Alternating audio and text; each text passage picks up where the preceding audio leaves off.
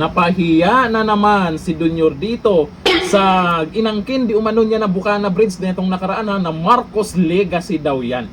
Pero alam naman natin, binalita na yan kung sino ang gumastos dyan at kaninong administrasyon nag-umpisa yan. Ngayon, ang ginawa ng Chinese ambassador, napasugod doon sa Bukana Bridge. Ito ayon po sa balita ngayon, Bukana Bridge na inangkin bilang legacy project ni Marcos Jr. kamakailan, binisita ng Chinese ambassador. Ang Bukana Bridge na idiniklara ni Pangulong Ferdinand Marcos Jr. bilang isa umano sa mga legacy projects. Grabe yung tibay ng kanyang administrasyon.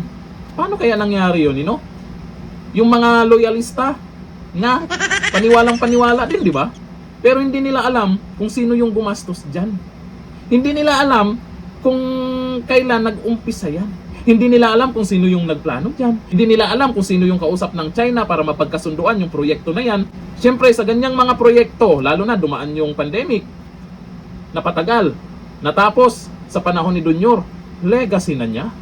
Ibay talaga no? Matapos itong bisitahin ng Chinese ambassador sa Pilipinas na si Jing Quan nitong Martes ng hapon, January 27, 2026, ang 3.1 billion pesos tulay ay pinondohan ng gobyerno ng China.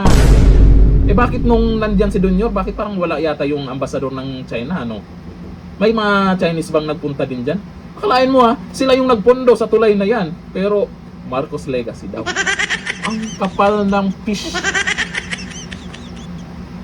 Ang 3.1 billion tulay ay pinondohan ng gobyerno ng China sa ilalim ng China Official Development Assistant noong panahon ng administrasyong Duterte. Ay bahagi ng Davao City Coastal Road na may habang 17.8 kilometers.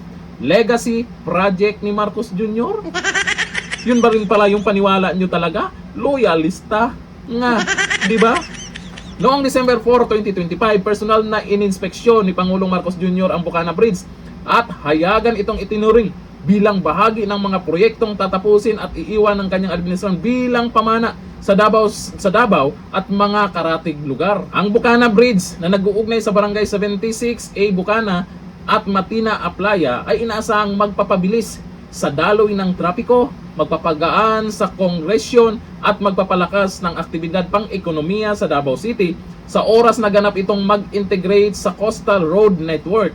Ang pagbisita ni Ambassador Jing Quan ay muling naglatag ng visible role ng China sa proyekto ngayon inaangkin bilang legacy project ng kasalukuyang administrasyon. Mukhang may napahiya dyan Paano kaya ipagtanggol ng mga loyalista nga itong ginawa ng isang Chinese ambassador? Hindi nyo pwedeng pagbawalan na pumunta dyan. Sila yung nagpondo niyan, sila yung nagpagawa niyan. At ang nangkausap nila o napagkasunduan nila ng dating administrasyon. Hindi Marcos Duterte Kaya napapaisip din ako, paano nila masabing Marcos legacy itong tulay na to?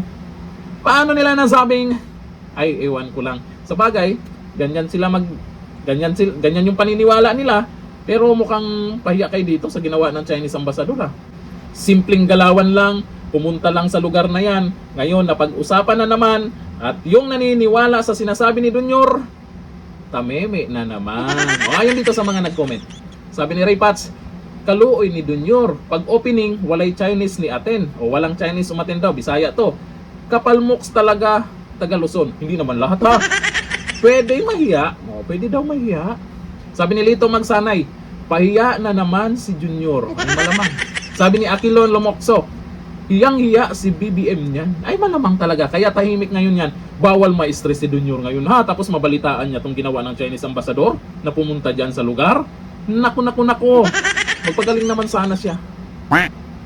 Marcos legacy daw Istoryahe. Hanggang dito na. Thank you. Bye-bye.